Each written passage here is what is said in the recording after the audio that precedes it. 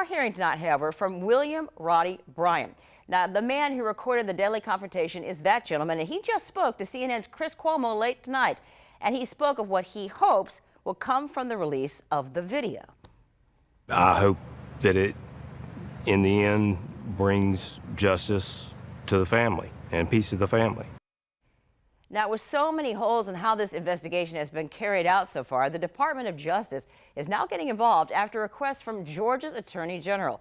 And there are calls tonight for the department to go even farther and bring federal hate crime charges against the McMichaels, as there are no hate crime laws in Georgia. On Your Side's Robert Bradfield is live in Brunswick with that effort to get the attention of lawmakers, not just here, but on the national level.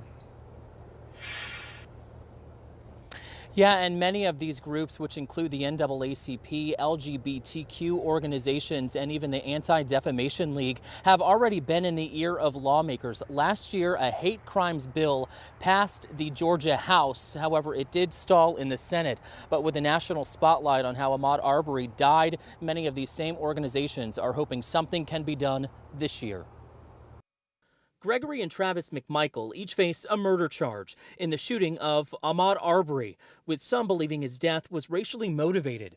But under Georgia law, the McMichaels likely won't face state hate crime charges. It is well past time for Georgia to take people's identity seriously and to pass a hate crime statute. Georgia is one of 4 states that don't have hate crime laws. Allison Padilla-Goodman with the Anti-Defamation League says the state needs to catch up with the majority of the country. During this moment in our country where we need to come together, it is past time for Georgia to pass a hate crimes law and bring us together and show that we care. The Anti-Defamation League isn't legally involved in Arbery's case, but Padilla-Goodman says the nonprofit has been advocating for social change in the state for decades. According to the FBI, a hate crime involves an added element of bias when someone commits a crime like arson, murder, or vandalism.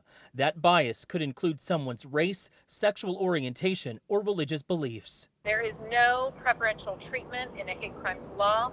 It protects everyone, no matter what their identity is, who they love, what they worship, what they look like. While state lawmakers consider possible hate crime legislation later this year, the Department of Justice released a statement saying, "We are assessing all of the evidence to determine whether federal hate crime charges are appropriate."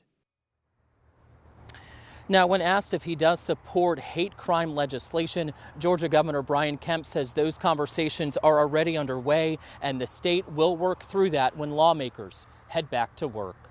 Live tonight in Brunswick, Robert Bradfield, First Coast News, on your side.